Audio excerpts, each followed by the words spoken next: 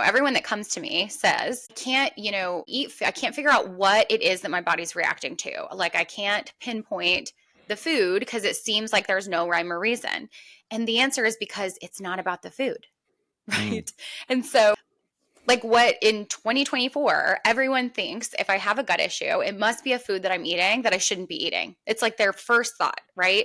And so then they go to the food sensitivity test, or they drive themselves crazy thinking about like what I shouldn't be eating, right? Like, it must be something. Is it the prunes? Is it the gluten? Is it the whatever it is? Yeah. And the reality is, it's probably none of those. Like, if you can't say, okay, every time I eat dairy, I'm running to the restroom.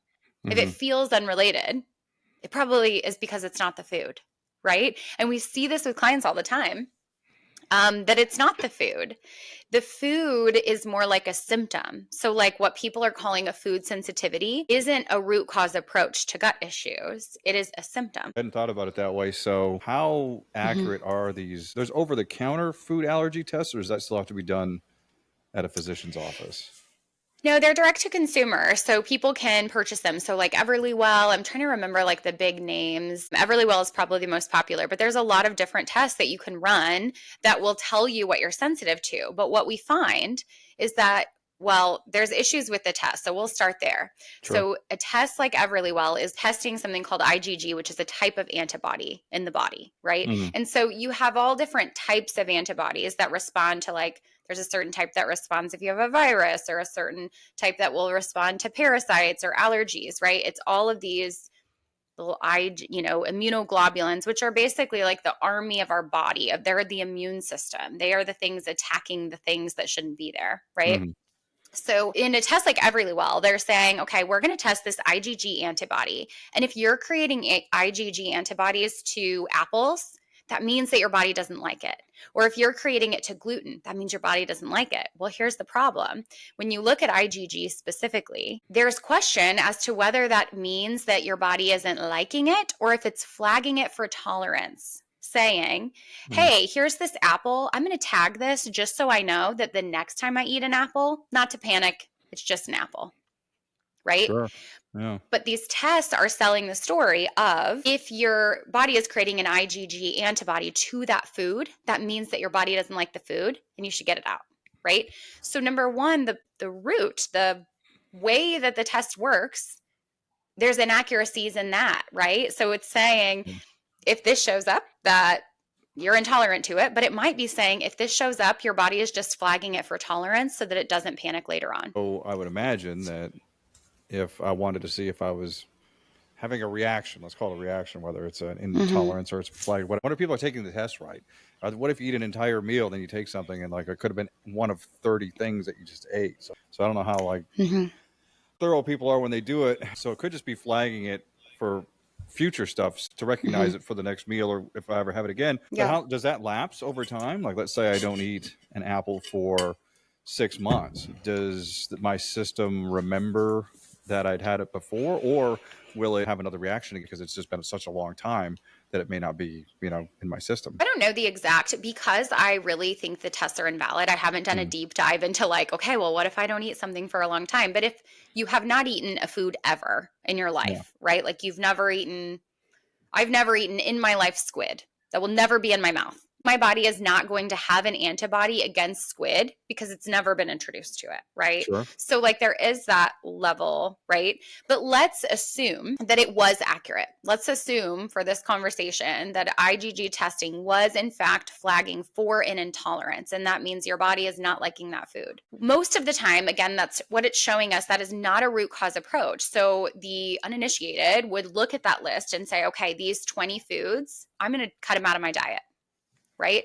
And that leads to unnecessary restriction, which can lead to a lot of stress, right? Nobody wants to eliminate foods, but then it leads to, potential nutrient deficiencies. What if you are eliminating these 50 foods and you're not realizing, oh, there's all of my source of choline, right? Or whatever that might be. And so we get clients who have been doing a restrictive diet for years, and you should see their microbiome. It is horrendous. It is like decimated because your gut likes variety. The bugs in your gut, in order for them to thrive and be their best self in order for your microbiome to, really be optimal. You really need to be consuming a variety of foods, a variety of plants. When that's no longer happening, there's problems, right? The populations, those good bacteria, are going to decline in population. And then that creates a whole other slew of issues. When the good guys aren't filling the seats, it leaves room for opportunistic infections or opportunistic bacteria to come in and fill the seats that are empty. And that's where you get all sorts of issues. We call it dysbiosis, not enough good bacteria, too many bad, right? And there can be a lot of symptoms that result from that. So that's the problem with kind of blindly looking at it and saying, okay, this is all flagged high and I'm just going to remove it. But what we also see is that, again, this can be a symptom to a deeper root cause when it comes to gut issues. So if you have something like increased gut permeability, or people call it leaky gut, most people have heard that term, leaky gut. Basically, what that means is that food or things that should be staying within the GI tract are now able to exit the GI tract. So if you think about your GI tract, it starts up here and it ends way down there, right? And it's one giant tube that twists and turns every which way. And of course, there's different properties for different areas. But ultimately, it's one big long tube, right? And so the purpose is for everything that's on the external environment that we're consuming, it needs to stay contained in that tube. Where does it go? Where does it go? Does it just go out Are you into talking about poo? Well, I know where that goes. Yeah, I know. But I mean, well, at least I hope Where I know does the tube end up? Yeah, well, no, I It's know where the tube poo. starts and I know where the tube ends, I think. Anyway, I'll draw you a picture here. Yeah, we'll get a diagram. No, I can definitely be canceled for that. But for what I would draw anyway. But but where, like, let's say it's permeable or it's leaky gut. Where does it leak out to? Does it literally go out into the body, into the bloodstream where it's not supposed to be? So it's not being filtered properly? Is that kind of what you're saying? Yeah. So if you imagine, the way that I explain it sometimes is you think of this big giant tube, right? But the tube is really made up of tiny little cells that are packed really tight. So if these are cells, you have something in between them called tight junctions. Okay. So tight junctions are what keep the cells together. In the case of increased gut permeability or leaky gut, there's been some offending agent that's causing those cells to separate a little bit. Okay. Right? They become leaky. So when those tight junctions become permeable, it's no longer, things can't stay inside that tube because there's big gaps, right? So you're going to have little particles of things leaking out. And it goes into the body, into the circulation, into the interstitial fluid. There's, ultimately it's going to circulate. And that is a huge connection. Honestly, that is the missing piece of how the gut affects every body system. It is increased gut permeability. There's other ones too, but that's a huge one. So when you talk about the gut-brain axis, right? You've heard of that phrase before. It basically just means that the gut and the brain are really connected. Well, what's happening there, if you have these particles, some can be really harmful, like little bits of bad bacteria are very inflammatory for our body, which is why we try to, it should be going out in the poo, but if it's leaking out somewhere, then you have these really inflammatory particles that are now entering circulation and they're circulating all across the body. And when that inflammatory particle reaches the brain, it can actually make our blood-brain barrier, which is what keeps things out that shouldn't be in our brain. It can actually cause that to be leaky. And they call it leaky brain, which there's a reason that hasn't caught on because it's a really gross phrase, right? Yeah. It sounds zombie-like. I mean, I can't think of a better one. I almost didn't believe that was true. So that you could literally have things getting out into your around your organs and your body cavity, or you're just floating around in your system that aren't supposed to be there, causing all kinds of problems. I just wonder how many other diseases come of that. How many other organs could be affected? Like something that's not even so near many. The blood-brain barrier is easy to pass because a lot of drugs do it. Alcohol does it.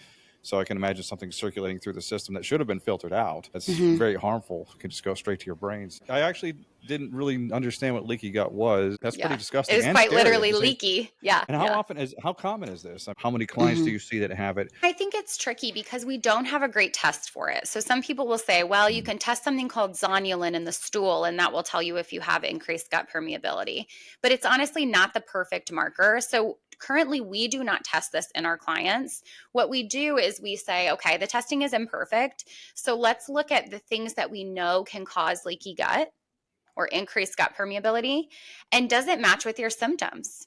And how do we move forward just assuming that you have it, right? We're not diagnosing. We can't diagnose, but let's Sure. assume that you have it because your symptoms match up.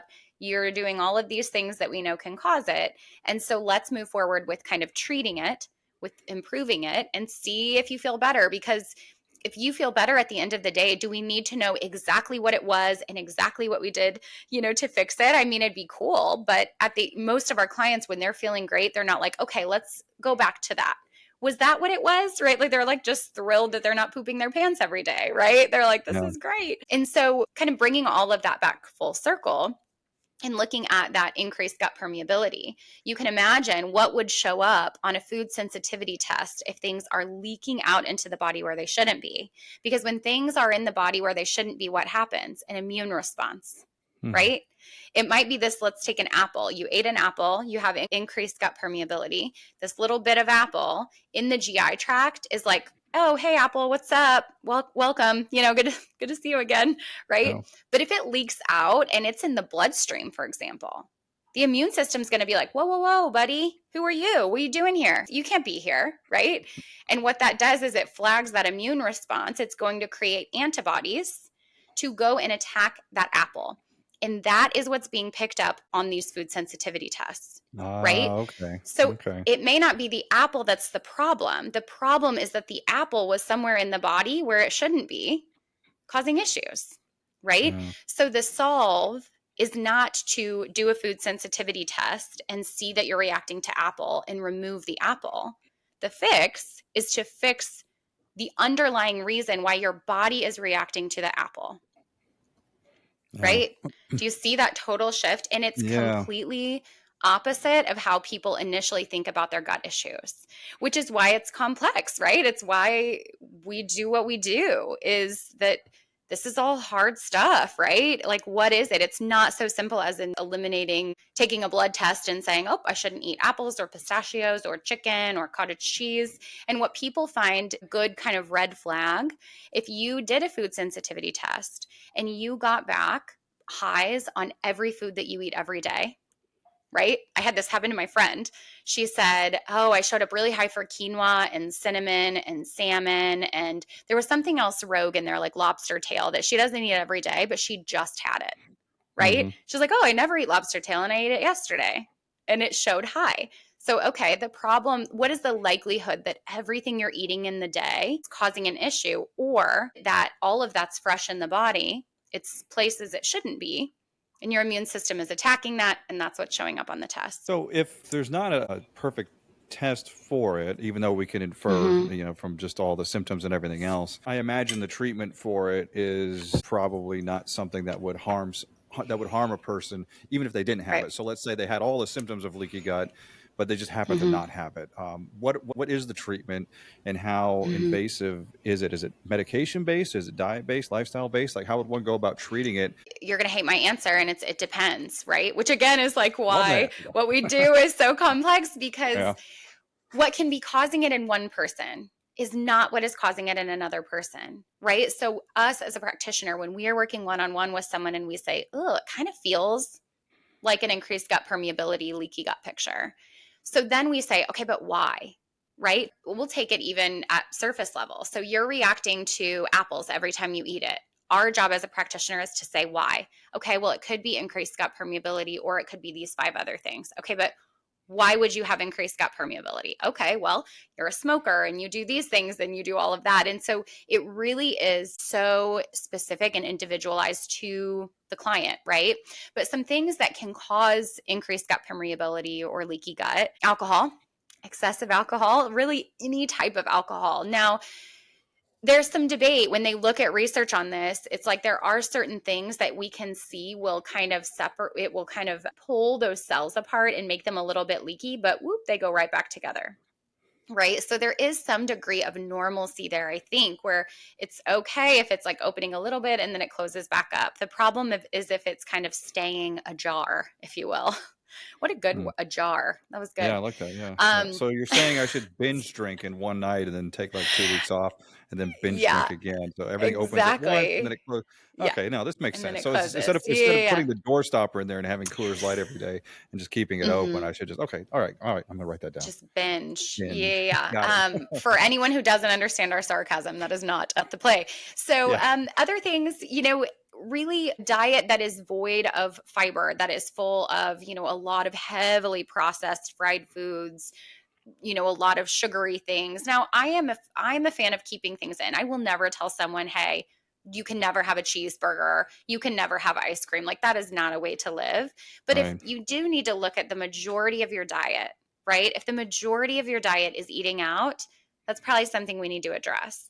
If you go get a cheeseburger and fries once a month, it's probably fine, right? So it's Mm. all about the greater picture of everything. But other things, it could be a microbial imbalance. So I had talked about before the term dysbiosis, which is not enough good bacteria and bad bacteria overgrowing, that imbalance of good and bad.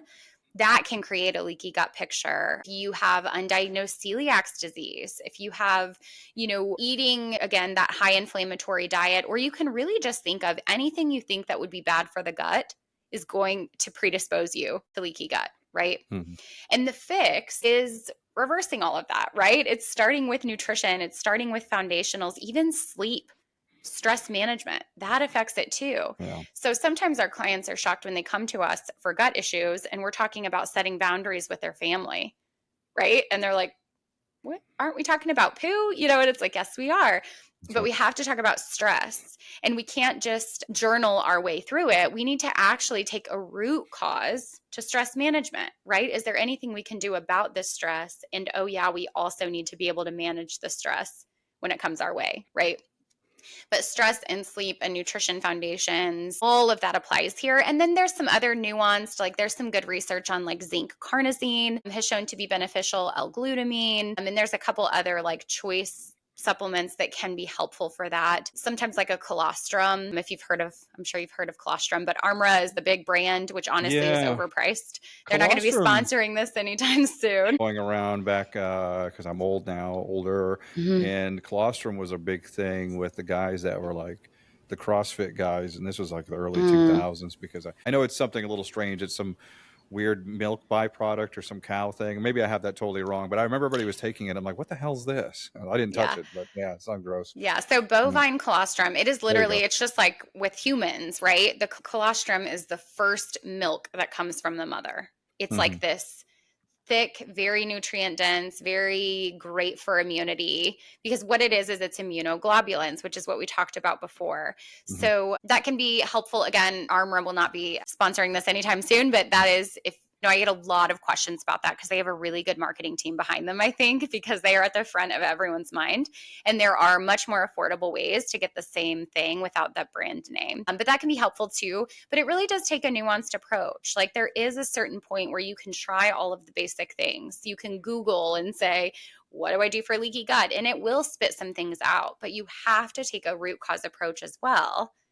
Otherwise, it's just going to come back, right? If you're taking zinc carnosine and you're taking L-glutamine and you're taking colostrum, you might feel better for a minute, but unless you're addressing your sleep and your stress and your diet and all of the things that we know to be beneficial, guess what? It's going to come back, right? Yeah. Oh And that's yeah. that root cause approach. So sleep is where all the magic happens. That's when our body repairs itself, and the mind kind of repairs itself, or like at least does a little wash and rinse cycle. So if I had the issue and I wasn't trying to do all the self care things that I am, and I'm not successful at all of it, but like for example, and this has been helpful for me, I do that 3-2-1 rule before bed. I stop eating 3 hours before bed. I stop drinking water 2 hours before bed. Then I stay off my phone. Sometimes 1 hour before bed. So that's just one thing that popped Yeah. up when we were talking about sleep. So let's say you have new parents or something like that, and they can't necessarily get Mm-hmm. all the sleep that they need. But anyway, switching back to just the causes of it. So you said the preservatives, like some of the, obviously we have a lot of processed foods and everything else on the shelves Mm-hmm. these days, and they're usually the cheaper option than the non-processed foods, the organic food. Is there anything specific in those that's like breaking down these things and causing the cells to go ajar, so to speak? Yeah, a jar. I A know. It's jar, such a good yeah. word. So it's not necessarily the preservatives, right? It's more about, again, I'm looking at when I'm working with a client, I'm Hmm. looking at their overall pattern of food. So if for the majority of their intake, they are eating goldfish crackers, Ritz cheese crackers, processed cereals in the morning, and then dinner is coming from a frozen bag. And you know what I'm saying? It's like a single one of those, and we've talked about that before, Oreos on its own are not the reason you're having health issues. The issue is that you're having a sleeve of Oreos every day, which is displacing other nutrients you should be getting. Does that make sense?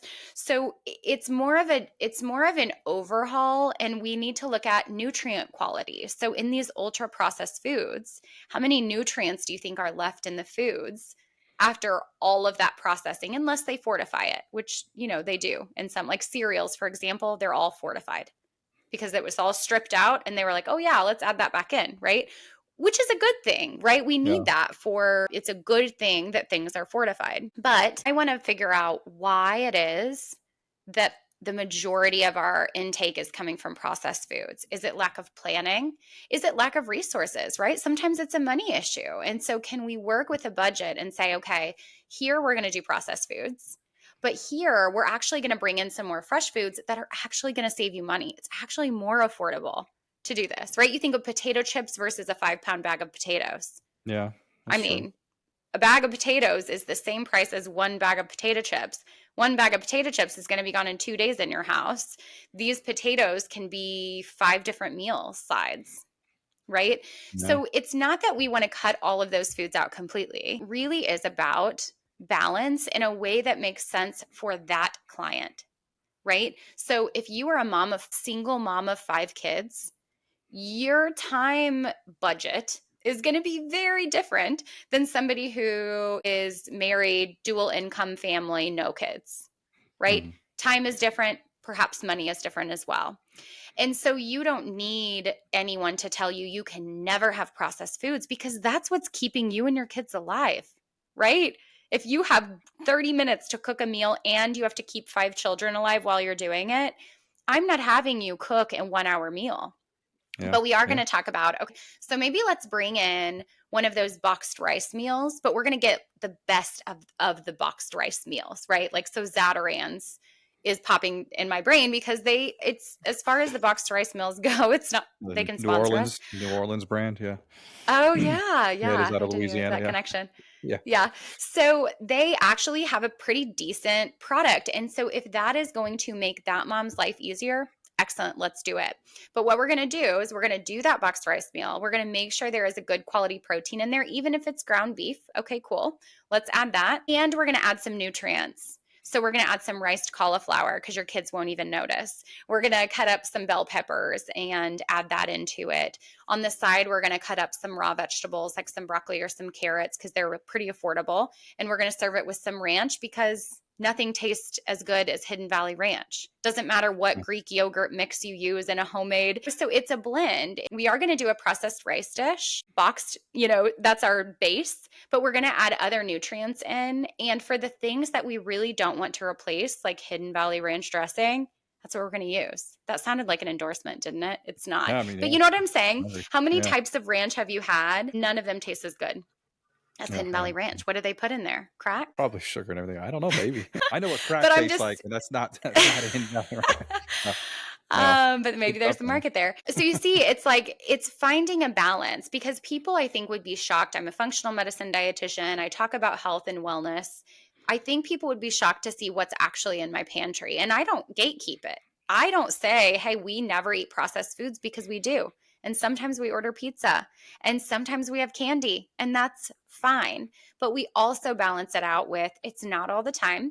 We don't demonize food, so my kids aren't crazy. You're ever around those kids growing up where like they were never allowed to have soda. Then when they Yeah. went to a sleepover, they had like 5 sodas and made themselves sick, right? Yeah. It's like that desirability. So my kids have open access. When there's candy in the house, sometimes they'll even have a piece in the morning. If we have M's, they'll have three in the morning or something, right? Because it's not something that is off limits. It's like Right. eating 3 M&Ms in the morning is the same as eating 3 M&Ms after dinner, Yeah. right? Yeah. And so it's a whole True. food culture in the house of balance and letting them see it's okay to have Oreos. It's okay to have pizza. And also, we're going to eat vegetables and we're going to mostly cook at home. Right. Yeah. And then when we have family date night, you're going to get so excited about the pizza that we're about to go get or whatever it is. Right. Yeah. So I don't know. But that is where that personalization comes in. That's why those one size fits all approaches, those fad diets, they don't work because it's not taking into account your life, all of the details that make things hard for you or that make things easy for you. Especially somebody who's like shuttling kids around between school and practices. And then when you have kids that are two different ages, obviously, unless you have twins, usually one of them goes to one school, then eventually the other one goes to the next. And sometimes all you have time to do is just run through McDonald's. I mean, I'm not saying that's a good idea, but that's like, I mean, if I was doing that and I was driving a minivan around full of kids, I would probably crack and do it too. Are there any fast food that I don't know of any, but are there any fast food, or maybe not fast food because that's its own category? You don't have to run down a list. Let's say you're out somewhere and you have to pick up something quick. Does anything come to mind that's not terrible, like compared to the usual ones? Here, I have a very different philosophy that's probably going to shock everyone. So I spend very little time helping clients figure out the best fast food option. And the reason is because the real root cause here, like the real root issue, isn't what you're ordering at McDonald's. It's that you're ordering McDonald's 5 days a week. Right. So Yeah. instead of nitpicking, okay, well, if you get the chicken strips, it's slightly better than this. Hint, a burger is actually usually the best option, but it's a conversation for another day. But when you can, instead of saying, let's pick the best, worst choice, we need to say, okay, well, how can we actually restructure your life or your day or your planning so that we are eating out less in a way that feels better? So then when you do go to McDonald's, you can get the favorite thing that you have at McDonald's because you're not doing it all the time. It's like when I go to a pizza place, I'm not ordering a salad unless I really want a salad. I'm going to eat pizza. And I'm not going to nitpick I shouldn't do the 3 meat because then that's a lot of saturated fat. I should do the veggie with light cheese. Like, no, if you're going to have pizza, have pizza, but Right. do it mindfully, which is a whole nother conversation, and don't do it often. And that's the key, honestly, to really enjoying your food. Right. And I think that is a huge driver between this new shift community, right, that we've been talking about and preparing about. And, it really is getting the point across of no restriction. You can eat pizza, you can eat ice cream, and you can be the healthiest you've ever been. You don't have to choose. And what does that look like for you? Because it is bringing in nutrition strategy, but it's also bringing in mindset, right? And being mindful when you're eating the pizza and having a healed relationship with food so that you can have 2 Oreos and say, man, that was good.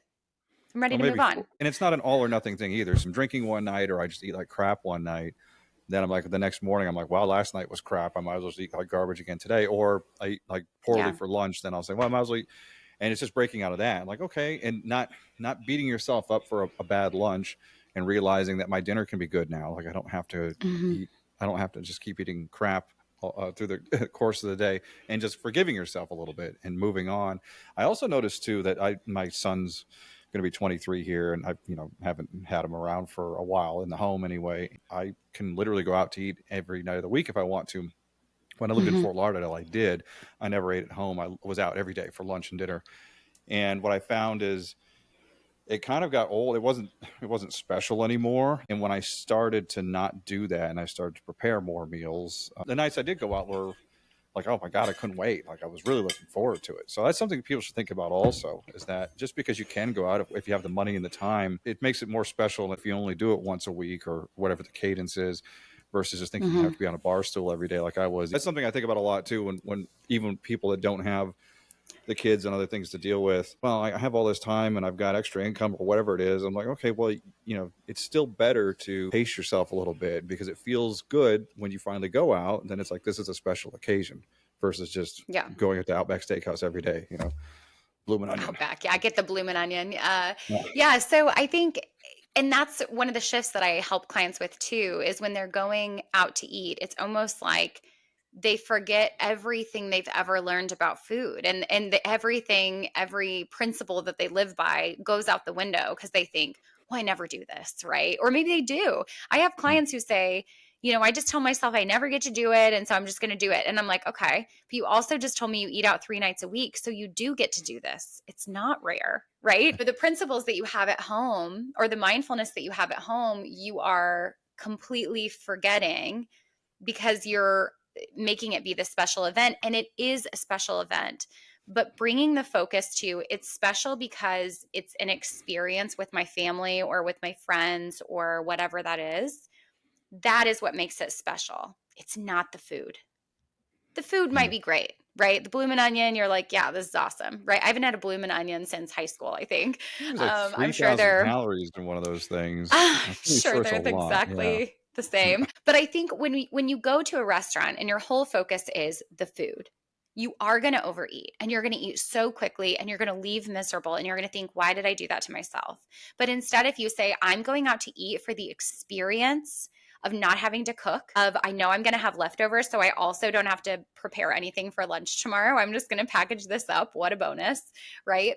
And I get to connect with the people around me without having to put any work in. That is the beauty of going out to eat. Like, that's it. It's not the chicken strips. It's not the fries, even if they're the best fries. It's like shifting the focus to this is going to be such a great experience. Oh, yeah. And I'm going to eat versus, oh my gosh, I've been dreaming about the French fries. I think I'm going to do the chicken strips too. And then they have that cocktail that I love. And then the ice cream. It's like, no, that's not the purpose of being there. So do you see that shift and how that could, it really does change things for people. And they can bring mindfulness into the picture when they realize they're not there for the food. They're there for the experience. I gamify it with myself sometimes. I'll eat perfectly, for the most part, all week long. And I'll like pretend I'm building up credits. So then on Friday, I can go order something at a place that may not be terrible, but like something I probably wouldn't normally eat every day. The bottom line is it works for me because I'm like, all right, I ate just the way I wanted to for 6 days. Everything was great. And, didn't have a drop of alcohol, didn't pig out. And then on the 7th day, I'm like, okay, now I can do this. And Ori may say that there's something I need to address there. But the thing is, if it works, it works. If it keeps me from only pigging out, going out to eat 4 nights a week as opposed to 30 like before, hey, whatever gets you there. Me and Ori would gang up on you on this, I think, because my challenge would be, can you do that and stay mindful in the moment and not pig out, but really enjoy it for different reasons, right? Because when you get to that point, you're like, no. Because when you get to that point, you're there and you're excited and it's a steak. It's your favorite steak. It's your favorite place in town. The first few bites are glorious, right? Yeah. You're just like, yeah, hell yeah. This is what I came for. I'm so excited, right? But once you're eating, like the end of that meal, think of the excitement and the joy at the beginning of the meal and think about how you're feeling at the end. Completely different, right? You might still think you're enjoying it, but you're clinging to the feeling you had in the beginning. It's not necessarily still there if you could tune into that. And you'll find that you will enjoy it. You could enjoy it just as much if you didn't pig out, if you ate until you were really satisfied and then you stopped. You would not enjoy it any less. You might enjoy it more because then you're not like waddling to your car and unbuttoning your pants. You know what I'm saying? There's a whole range of people, like all of our grandparents and before from the Great Depression, clean your plate and all that other crap. I was in the Marine Corps and we'd have to sit with one hand on our knee and just shovel as fast as you could. If you didn't eat fast enough, they just took your food. So it was, those are extreme circumstances, of course, but those are hard habits to break too over time. I feel like I have to clean my plate sometimes if I'm not thinking about it. But it's mindfulness really. If I'm thinking about it, then I'm like, okay, this makes sense. I don't need this. If I'm not, Ori would have you go back to you and you said Marines, is that what you said? Yeah, it was a long time ago. Yeah, Ori would have you go back to that and give yourself permission to not, right? Like he'd be like, let's go back to where it all started. There's not much that can be done about all that. It's welcome to try. Yeah. It's welcome to hypnotize. Yeah. I would need a whole bunch of mushrooms for that. Psilocybin, for anybody listening or watching, legally conducted in a facility in Jamaica. So not the kind of stuff I buy in Florida, from the guy behind the 7-Eleven. Anyway, back to leaky gut and food allergies. Part of the treatment is just basically just trying to bring it all together, like sleep patterns, different nutrients and vitamins during the day. What type of food are you eating?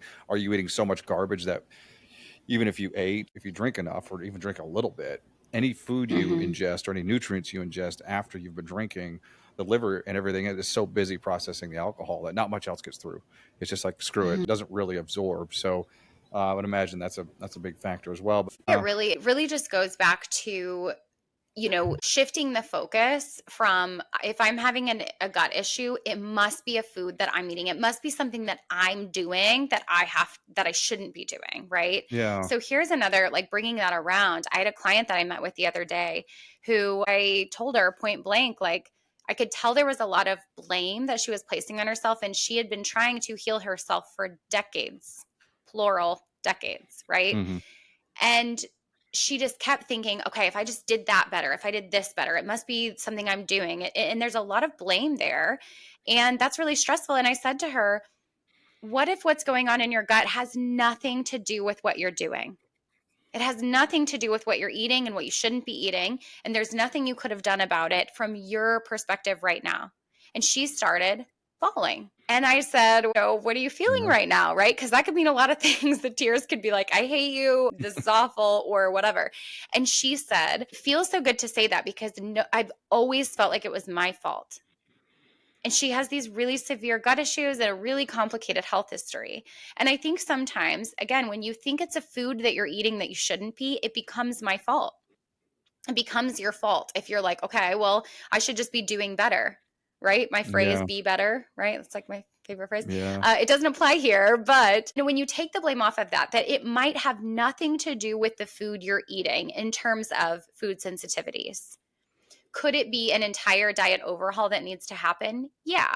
But even so, you can take the blame away, because how would you have known that? Right? Yeah. How would you know that it's a bacterial overgrowth of something, or it's small intestinal bacterial overgrowth, or it's a yeast infection? Like, how on earth would you possibly know that? And why would you think that you would be able to do it on your own? We don't think we can fix our cars on our own.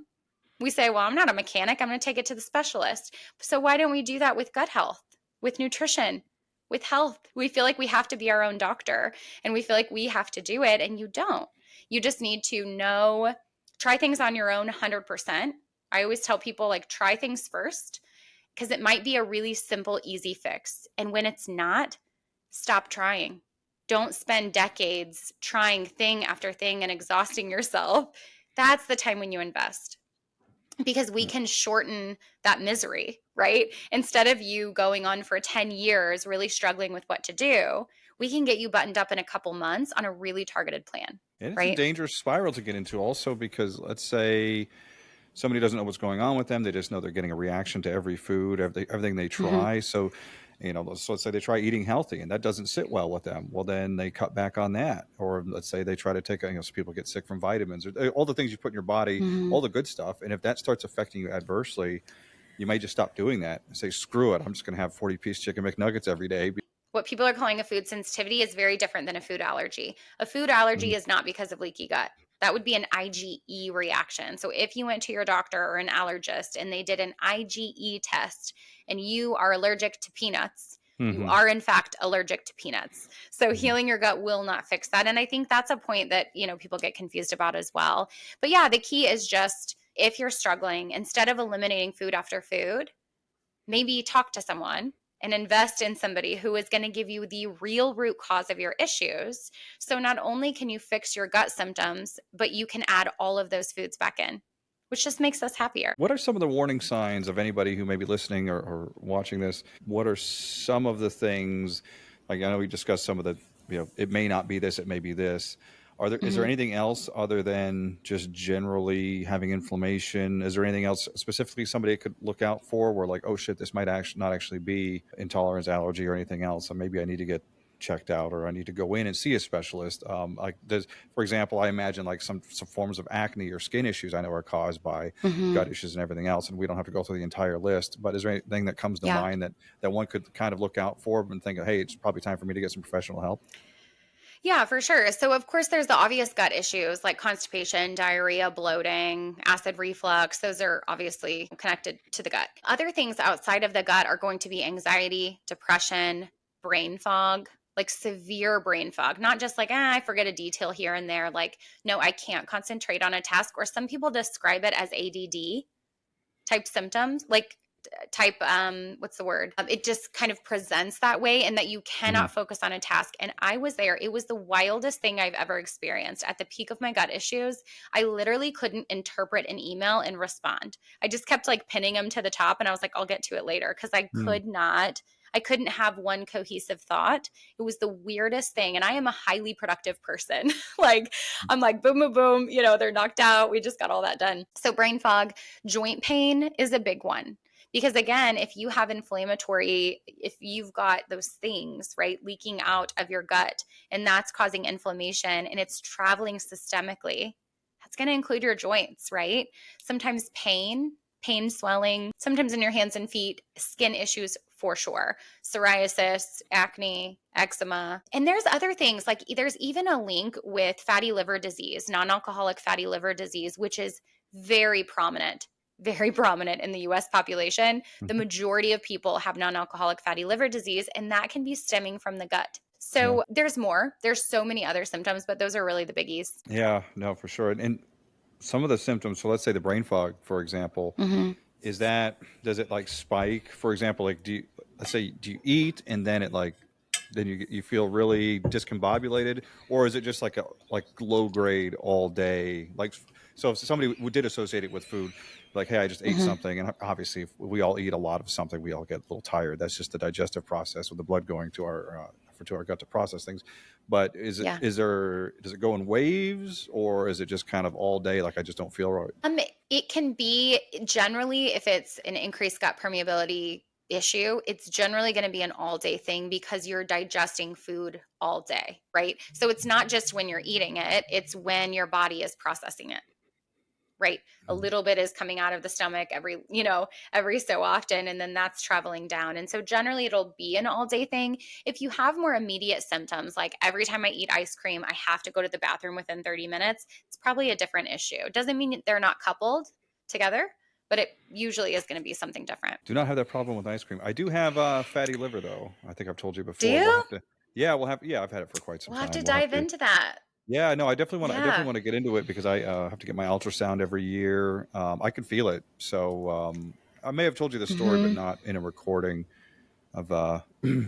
It was New Year's Day, 2016, and I felt a little pain in my side. Now, of course, I'd been drinking Mm-hmm. heavily at the time, and I didn't really stop after. Oh yeah, I think I did tell you this before about how they thought it was hepatitis A, but I had the antibodies from some vaccinations in the Oh. military. So we should do a Mm-hmm. show and just talk about it, because it is so. Mine's a combination of the alcohol obviously aggravated it, but a lot of it was because I was 16 in 1996, and then I got it. I was in the military, then law enforcement, and I was Mm-hmm. kind of in that. That's the era when all of us bros were working out and doing CrossFit, all those stupid things, and all the supplements that were over the counter. We're just flooding ourselves with it, and just under the Yeah. assumption that whatever my body doesn't use, it'll just get rid of anyway. And that Right. was just a overload between too much protein, too much of this, too much of that. Most of that shit's illegal now that they were selling. So, and I think that Yeah. and all the other damaging things that are in our food source. But I did read that non-alcoholic fatty liver disease is like, it's like 1 in 4 people now. May not be It's as bad as super it must. common. Yeah, I can feel my liver right now. I Mm-hmm. can feel it in there right now, just hanging out. It's been that Yeah. way for like 6 years. That's probably one of the shows we can get into more detail on that, because people need to Mm-hmm. know. Because so what I did, like most guys, because we're stupid, is once I felt it in there and I thought it was going to be a problem, I got afraid, and I'm like, well, I'm not even going to go get this checked out. And I'm really glad I did, Yeah. because they're like, well, this isn't cirrhotic. If that's a word. It's not Yeah. cirrhosis yet. It's not Mm-hmm. scar tissue, but it is fat. So Yeah. it's Isn't like it a kind of manatee. like, It looks like a manatee yeah, in oh there. gosh, So, yeah, manatee. Of yeah. course, it's very on brand for you. Yeah. So, Um, but yeah, no, I have to get it scanned a lot, and I do drink. Which, look, yes, I understand that 100% responsible adult would never drink again. I just choose to every now and again. I choose to drink. What maybe that's a bad idea, whatever. But I do it, so I admit to it. yeah. But I do have to be very careful with what I put in my system. I have to try to keep the weight off. I have to have it scanned every year. The liver does regenerate to an extent. You can't just beat it up forever, But Mhm. so yeah, Yeah, I have to have a cirrhosis test. is really the point of no return, right? Hmm. So where it is, where it sounds like it is now, is a good time to reverse it. And it's interesting because we just got a client, we just got did repeat labs for her, and in I can't remember how many months we worked together, maybe 5 months, she completely reversed her non-alcoholic fatty liver disease Oh, markers great. and reversed prediabetes, reversed heart disease, and so it See? is totally possible in her 60s, I think. I think she's in her, oh, I don't Yeah. remember. I think she's in her 60s. And so it just shows how your body will heal. It can heal. You just have to be strategic with it. And the biggest thing that she said, what I loved about all of that, like, yes, her labs are improved, but the biggest thing was hearing her say, like, not, I thought we were going to eliminate so many foods. I thought I was going to be on this strict diet plan, and I actually added more foods and I never felt restricted and it felt so easy. She's the one that broke up with me. Like, she was like, I'm good. I think we're done. You know, and I was like, I think we are done. But I think that's the goal. I think people don't understand. And that is the point of that personalized nutrition that I was talking about. I didn't give her a blanket recommendation that we give everybody with fatty liver disease. I gave her recommendations that were very specific to her and her lifestyle. And that fit because her life is very different than, again, a 30-year-old mom with 3 kids. They're in a completely different space, Hmm. right? And they live different and all of that. But anyway, it just brought up because it's like it is possible. It's very possible for you to heal the body. You just need to have the right approach. She had to up her pickleball sessions to make sure she was getting her cardio in and all the other things that people in their Yes, 60s actually, do. she does not do Yeah. pickleball. No, I everybody over the age of 50 does pickleball.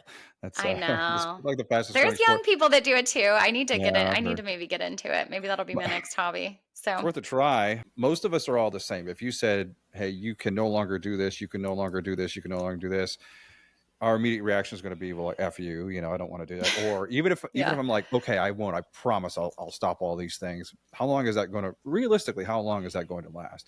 It resonates with a lot of your clients because you work with them, you allow them to forgive themselves for certain things, and it's not so Hmm. strict that, and it's not that invasive. Like, you're not throwing their whole life off balance and changing everything, and they can kind Right. of ease into it. And that's kind of what we're aiming for with Hmm. the new community, which we mentioned a couple times in this show. It's not out live yet. It will involve our friend Ori Goldstein. He's a trauma therapist, and he's done hypnotherapy, but not the circus kind. Well, he has done that before, but he's going to be the mindset piece of it, and we're going to tie everything together. So I'm just now I'm plugging the community because Yeah. we No, should probably I'm stop so the recording. excited.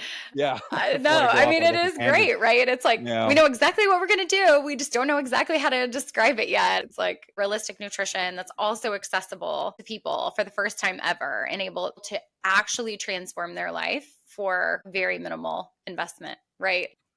Bursting at the seams. So excited about it. yeah. It's for people that are at all stages. So maybe Hmm. you're at zero, with diet and exercise, and you just really need to get started. You don't know where to start, and the whole thing just seems daunting and like a mountain to you. And you're Hmm. like, oh God, what do I do? Or maybe you're at 50 and you're like, you kind of got some things figured out. You just need a little extra help. Or maybe you're Right. almost to where you want to be and you just can't quite get there. So that's the best part, is it's literally for everybody. Also going to include a lot of things that you and Ori have done separately in your own Hmm. businesses are going to be accessible and available to everybody in there for the price. I think that's the Yeah. biggest thing too, right? Like the key is that like we're not gatekeeping anything. It's like Right. we are bearing our soul to you so that we can transform so many people's lives. Like, and that's what I really see this as. It's like us individually doing one-on-ones, we're changing these amount of lives. But on this scale, like, man, I'm so excited, right? Just like that sphere of influence, like how many lives we can impact in such a meaningful way is like the most exciting part about all of it, right? Mhm. Is just all thinking of all of the lives change, because then when they change their lives, then other people around them will change too, Yeah. right? And Or it's, yeah. I always think of it from like a mom perspective. When I am at my best, my family is at their best because I'm less reactive. I'm happier. We can do, I can think about planning meals that nourish us. I can think about doing all of those things. But when you're stuck in that space of not feeling well, or you're stuck in that space of life disrupting symptoms, the only thing on your mind is how miserable you are. No matter how hard you try, right? You're not thinking Yeah. of how do I make everybody's experience in this home the best experience today? right? Like today, I just learned about this pinball place in Springfield locally.